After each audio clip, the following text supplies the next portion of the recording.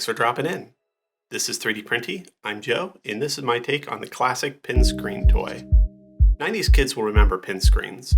They were found in the conversation starter section of stores, next to lava lamps, Newton's cradles, and plasma globes. The idea behind a pin screen is that instead of just looking at something, you can place it behind the pin screen and see an inferior copy of it. Brilliant! The premise is silly, but the effect is actually mesmerizing. The organic movement of the pins, the soft sound of hundreds of parts sliding into place, and the dead simple physics combine to make a very compelling store display. One that convinced tons of people, including me, to spend $25 to $35 on what was probably $5 in nails and plastic. This video is about recreating that toy, but it's also about the limitations of 3D printing and designing around those limitations. Functionally, the most important part of a pin screen are the pins themselves, but there's no good way to 3D print them. Take this bolt as an example. You can't print it horizontally because the shank of the bolt would float above the print bed. And you can't print it vertically because even if you could prevent the bolt from falling over or wobbling during the print, 3D printers are not good at laying layers on top of small other layers, especially when the previous layer may not have cooled down yet. So we can't really print this shape reliably. The solution is to redesign it. This is my redesign for the pins. As you can see, the shank of the pin is offset so it can lay directly onto the build plate. Furthermore, the head of the pin is a hexagon. Hexagons have shallower overhangs than circles, and they tile well. They're also undeniably the superior polygon shape. With the design for the pin established, the rest of the project falls into place. We just need 270 more pins, a couple grids that hold them in place, some spacers that position those grids, and hardware that holds it all together. The grid pieces need to be oriented correctly. So locate the small dot indicator that's printed in one corner on one side of each piece, and then align those corners accordingly. Take an M3 bolt and slide it through the top hole of one of these grids. Then take a spacer and insert an M3 nut on the side that has the hexagon hole. You're going to want to slide this spacer onto that bolt so that way the nut is on the side opposite from the bolt head.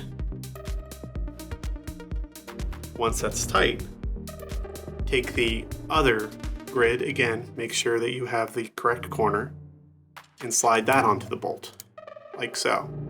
Take another spacer with a nut inserted and screw that on.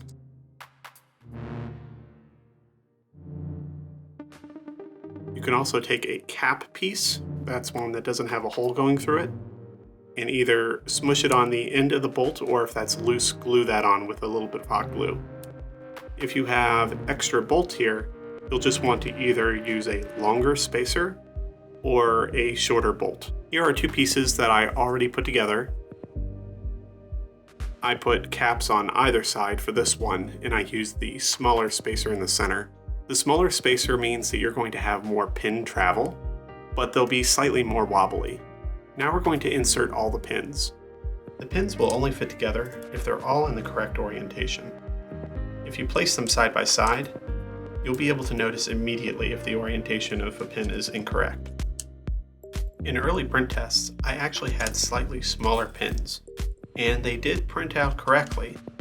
The issue I ran into was that the base, these plates that the pins are inserted into, also had less space in between each pin hole, and that proved a little difficult for the printer with the number of retractions. So the limiting factor here was not the pins as I expected, but rather the plate. And now it's assembled. You can stop at this step, but it's only a matter of time before someone picks it up, flips it upside down, and spills pins everywhere. Personally, I don't mind keeping this ticking time bomb because I like this compact design, and I'm not going to hand it off to someone who would do that. But if you want to foolproof this, just add another set of spacers, these longer ones, and a longer bolt and a sheet of plexiglass. If the pins can't travel all the way up, they can't possibly escape. As you see, one of the nice parts about making my own pin screen was I was able to alter the design to fit the manufacturing process. But while I'm at it, I can customize it even more. There's no rule that all the pins have to be the same color. By switching out a few pins, I can add small flowers to this field of green. There's also no reason that we have to stick with hexagons. Yes, the video thumbnail gave it away already. I made 2 designs this week. This red brick version would be perfect for someone with an airbrush and the skills to decorate it. As you can see, it's also safe for clumsier office mates to play around with. Finally, this one has magnets because you don't need reasons to add magnets to a project, you just need glue. As usual, the files for both these projects are available for free on Thingiverse. I've included a wide range of spacer sizes, so you can customize how high the toy rests from the table, or how far the pins can travel before bottoming out.